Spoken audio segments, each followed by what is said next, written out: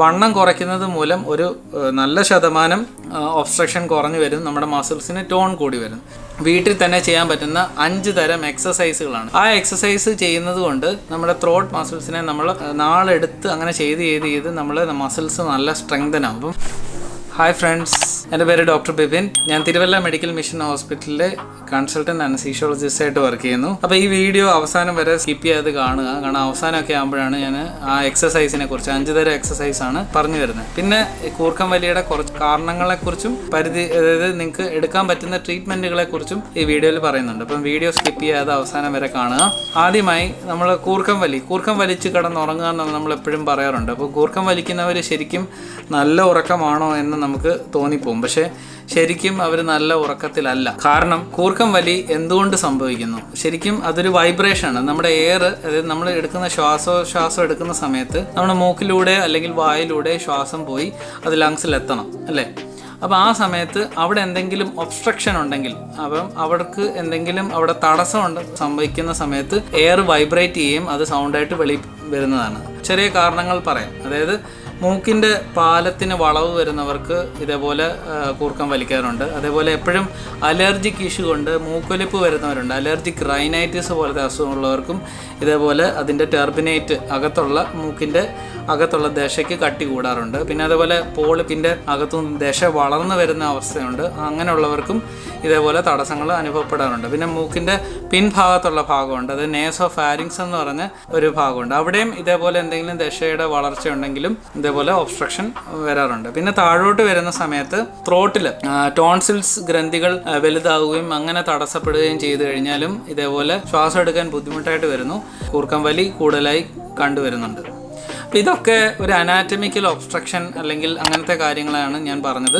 ഇതൊക്കെ നമുക്ക് surgical correction ആവശ്യമാണ്. അപ്പം ഇത് ഒരു ENT സർജനെ നിങ്ങൾ പോയി കാണിക്കുകയോ അല്ലെങ്കിൽ നിങ്ങളുടെ റെസ്പിറേറ്ററി ഫിസിഷ്യനെ പോയി കാണിച്ച് അത് കറക്ഷൻ ചെയ്യേണ്ടതാണ്. എന്തുകൊണ്ടാണ് കൂർക്കം വലി ഇത്ര പ്രശ്നം? ആദ്യ സമയത്ത് നമ്മുടെ കൂടെ ഇപ്പോൾ മാരീഡ് ആണെന്നുണ്ടെങ്കിൽ നിങ്ങളുടെ പാർട്ട്ണറിനായിരിക്കും അത് ബുദ്ധിമുട്ട്. അതായത് നിങ്ങൾ ഫ്രണ്ട്സിൻ്റെ കൂടെ ഒക്കെ കിടക്കുന്നവരാണ്, അല്ലെങ്കിൽ നിങ്ങൾക്ക് അങ്ങനെ ഹോസ്റ്റലിൽ താമസിക്കുന്നവരാണെങ്കിൽ, ഹോസ്റ്റലിൽസ് ആണെങ്കിൽ ഫ്രണ്ട്സിന് ബുദ്ധിമുട്ട് വരും.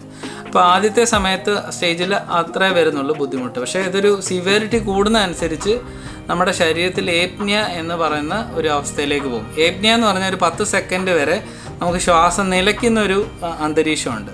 അതായത് കൂർക്കം വലിച്ച് കുറച്ച് കഴിയുമ്പോൾ നമുക്ക് കാണാൻ സാധിക്കും, കൂർക്കം വലിക്കുന്നവർ പെട്ടെന്ന് ഒബ്സ്ട്രക്റ്റഡ് ആയിട്ട് അവർ ചാടി എണ്ണിട്ട് പിന്നെയും ശ്വാസം എടുക്കും. പക്ഷെ അവരത് അറിയുന്നില്ല എന്നുള്ളതേ ഉള്ളൂ. പക്ഷെ അവർ ശ്വാസം പെട്ടെന്ന് ഒബ്സ്ട്രക്റ്റ് ആകും, പിന്നെ അവർ ഒന്ന് ഉണരും, പിന്നെയും ശ്വാസം എടുക്കും. അപ്പോൾ എന്താ സംഭവിക്കുന്നത് പറഞ്ഞാൽ, നോർമലി ഒരു വ്യക്തിക്ക് നമ്മുടെ സ്ലീപ്പ് പാറ്റേൺ എങ്ങനെയാണെന്ന് ചോദിച്ചു കഴിഞ്ഞാൽ N1 N2 അല്ലെങ്കിൽ N3 കഴിഞ്ഞതിന് ശേഷം ഒരു rapid I movement REM sleep എന്ന് പറയും. അപ്പം നമ്മൾ എല്ലാവരും ആ ഒരു സൈക്കിളിൽ കൂടെ ഈ സൈക്കിൾ പിന്നെയും ത്രൂ ഔട്ട് റിപ്പീറ്റ് ചെയ്യും. എല്ലാവർക്കും അങ്ങനെ, നോർമൽ ഒരു അഡൽട്ടിന് ഇങ്ങനെ എല്ലാവർക്കും സംഭവിക്കാറുണ്ട്. അപ്പോൾ REM സ്ലീപ്പാണ് ഏറ്റവും ഗാഠനിദ്ര എന്നൊക്കെ പറയുന്ന പോലെ തന്നെ.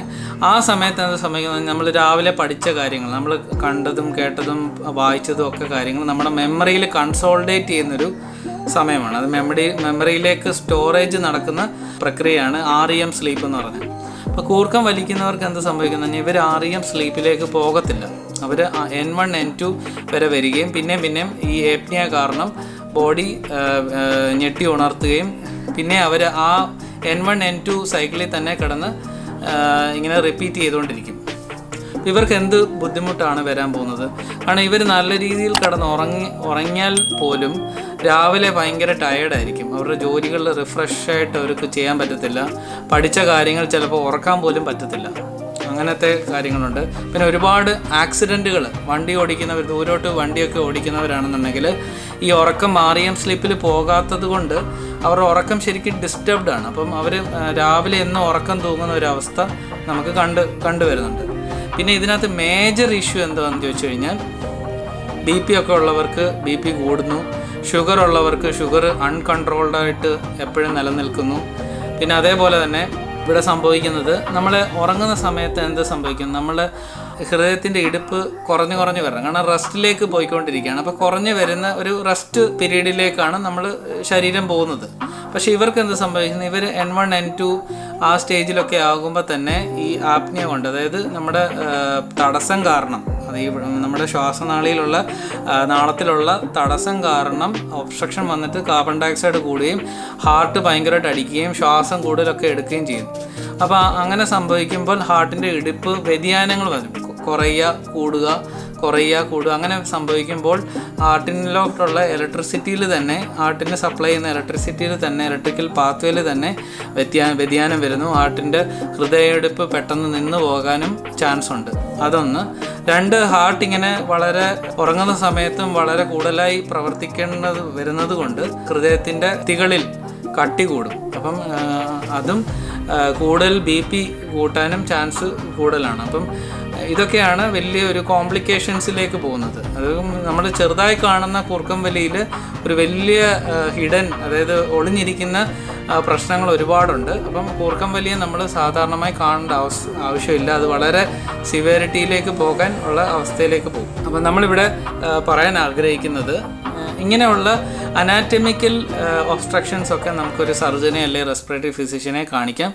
സർജറി ചെയ്യാൻ പറ്റുന്ന കാര്യങ്ങൾ നമുക്ക് സർജറി ചെയ്യാം. അല്ലെങ്കിൽ ഇതിന് CPAP പോലത്തെ മെഷീൻസ് ഉണ്ട്. ഒരുപാട് സിവിയർ ആണെന്നുണ്ടെങ്കിൽ അതിനെ കുറയ്ക്കാൻ വേണ്ടി ആ മെഷീൻസ് നമ്മൾ ഘടിപ്പിക്കുന്നത് മൂലം ആ മെഷീൻ നമ്മുടെ ശ്വാസോച്ഛ്വാസത്തെ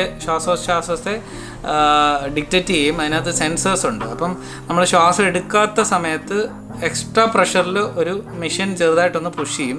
അപ്പം നമ്മുടെ ശ്വാസകോശം ആ ഒബ്സ്ട്രക്ഷൻ തടസ്സം മാറി പിന്നെ നമ്മൾ ശ്വാസം എടുക്കും. അതാണ് ആ മെഷീൻ. പക്ഷേ മെഷീൻ എടുക്കുന്നതിൻ്റെ ഒരു ബുദ്ധിമുട്ടെന്ന് പറഞ്ഞാൽ ചെറുപ്പക്കാർക്കൊക്കെ ഈ മെഷീൻ എടുത്തുകൊണ്ട് സഞ്ചരിക്കുന്ന ഒരു ഭയങ്കര ബുദ്ധിമുട്ടായിട്ടുള്ളൊരു കാര്യമാണ്. പിന്നെ ഇത് വെച്ച് കിടന്ന് ഉറങ്ങുന്നതും ഒരു ബുദ്ധിമുട്ടായിട്ടുള്ള കാര്യമാണ്. അതല്ല എന്നുണ്ടെങ്കിൽ ഈ മെഷീൻ യൂസ് ചെയ്യുന്നത് കൊണ്ട്, CPAP മെഷീൻ യൂസ് ചെയ്യുന്നുണ്ട്, ഒരുപാട് പെർസെൻറ്റേജ് നമുക്ക് കൂർക്കം വലി കുറച്ച് കൊണ്ടുവരാൻ സാധിക്കുന്നതാണ്.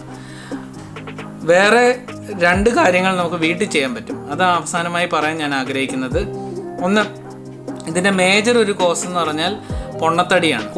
നമ്മൾ പൊണ്ണത്തടി കൂടുന്നത് കൊണ്ട് നമ്മുടെ പേശികൾ എപ്പോഴും ലൂസായിട്ടിരിക്കും, മസിൽസിൻ്റെ ടോൺസ് വളരെ കുറയുന്നു. അങ്ങനെ നമ്മൾ കിടക്കുന്ന സമയത്ത് റിലാക്സ്ഡ് ആയിട്ട് ഒബ്സ്ട്രക്ഷൻ കൂടുന്നു. അതൊന്ന്. പിന്നെ ആണുങ്ങൾക്കാണ് ഇത് കൂടുതലായി കണ്ടുവരുന്നത്. പിന്നെ സ്ത്രീകളിൽ വരുന്നത് ഈ ആർത്തവവിരാമത്തിന് ശേഷമുള്ള സ്ത്രീകളിലാണ് ഏറ്റവും കൂടുതലായി കണ്ടുവരുന്നത്. വണ്ണം കുറയ്ക്കുന്നത് മൂലം ഒരു നല്ല ശതമാനം ഒബ്സ്ട്രക്ഷൻ കുറഞ്ഞു വരും, നമ്മുടെ മസിൽസിന് ടോൺ കൂടി വരും. വീട്ടിൽ തന്നെ ചെയ്യാൻ പറ്റുന്ന 5 തരം എക്സസൈസുകളാണ്. ആ എക്സസൈസ് ചെയ്യുന്നത് കൊണ്ട് നമ്മുടെ ത്രോട്ട് മസിൽസിനെ നമ്മൾ കുറച്ച് പീരീഡ് ഓഫ് ടൈമിൽ, കുറച്ച് നാളെടുത്ത് അങ്ങനെ ചെയ്ത് നമ്മൾ മസിൽസ് നല്ല സ്ട്രെങ്തൻ ആകും. അപ്പം അങ്ങനെ ഒരു ഒബ്സ്ട്രക്ഷൻ വരുമ്പോൾ തന്നെ അതിനെ കോമ്പൻസേറ്റ് ചെയ്യാൻ അതിനെ സഹായിക്കുന്നു. നല്ലൊരു ശതമാനം നമുക്ക് വീട്ടിൽ തന്നെ നമുക്ക് കൂർക്കം വലി കുറച്ച് കൊണ്ടുവരാൻ ഹെൽപ്പ് ചെയ്യുന്നൊരു എക്സസൈസാണ്. ആ എക്സസൈസ് ഞാനിപ്പോൾ പറഞ്ഞുതരാം. അതായത് ആദ്യമായി തന്നെ നമ്മുടെ നാവ് വെളിയിലോട്ട് തള്ളുക. എത്രയും മാക്സിമം തള്ളാമോ അത്രയും തള്ളുക.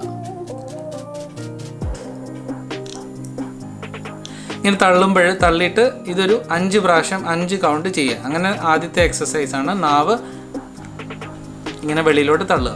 അതൊന്ന്. 2, നാക്ക് നമ്മുടെ ഈ കവിളിൻ്റെ 2 ഭാഗത്തും തള്ളുക.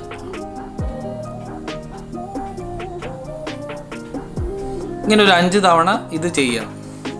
പിന്നെ നാക്ക് നമ്മുടെ താഴത്തെ ഫ്ലോറിൽ നാക്ക് പിൻവലിക്കുക.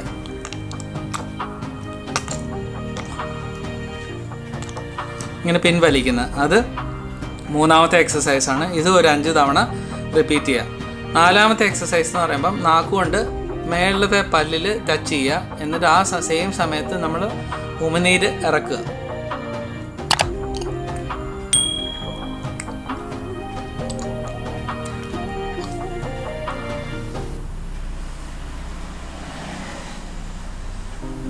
നാലാമത്തെ എക്സസൈസ് ഇതൊരു 5 തവണ നിങ്ങൾ ചെയ്യുക. പിന്നെ 5ാമത്തെ എക്സസൈസ് നാക്ക് മേളിലോട്ട് സക്ക് ചെയ്ത് ഈ മേളിലത്തെ ഫ്ലോറിൽ ടച്ച് ചെയ്ത് വെക്കുക.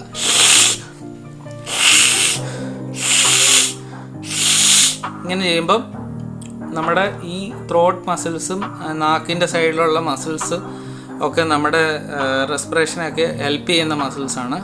അപ്പോൾ ഈ മസിൽസിനെ കൂടുതൽ നമുക്ക് സ്ട്രെങ്തൻ ചെയ്യാൻ സഹായിക്കുന്നത് കൊണ്ട് നമുക്കൊരു പരിധി വരെ നമുക്ക് കൂർക്കം വലി കുറയ്ക്കാം. പിന്നെ വീട്ടിൽ തന്നെ നമുക്ക് ചെയ്യാൻ പറ്റുന്നതാണ് വണ്ണം കുറയ്ക്കുക എന്നുള്ളത്. അപ്പോൾ വണ്ണം കുറയ്ക്കുകയും ഈ എക്സസൈസും ചെയ്യുന്നത് മൂലം നമുക്ക് ഒരുപാട് സിവിയറിറ്റി കുറയ്ക്കാൻ സാധിക്കുന്നതാണ്. ബാക്കിയുള്ള കാര്യങ്ങൾ നിങ്ങളൊരു ഫിസിഷ്യനെ അല്ലെങ്കിൽ നിങ്ങളൊരു റെസ്പിറേറ്ററി ഫിസിഷ്യൻ അല്ലെങ്കിൽ ഒരു ENT സർജനെ പോയി കാണിച്ചതിന് ശേഷം എന്താണ് കാരണമെന്ന് കണ്ടുപിടിച്ച് ആ കാരണം പരിഹരിക്കുന്ന ആണ് നല്ലത്. അപ്പം വീഡിയോ കണ്ടതിന് വളരെ നന്ദി. മറ്റുള്ളവരിലേക്ക് വീഡിയോ ഷെയർ ചെയ്ത് കൊടുക്കുക. വീഡിയോ ഇഷ്ടമായെങ്കിൽ ലൈക്ക് ചെയ്യുക, സബ്സ്ക്രൈബ് ചെയ്യുക. നിങ്ങളുടെ അഭിപ്രായങ്ങൾ കമൻറ്റ് രൂപത്തിൽ കമൻറ്റായി തന്നെ നിങ്ങൾ രേഖപ്പെടുത്തുക. Bye.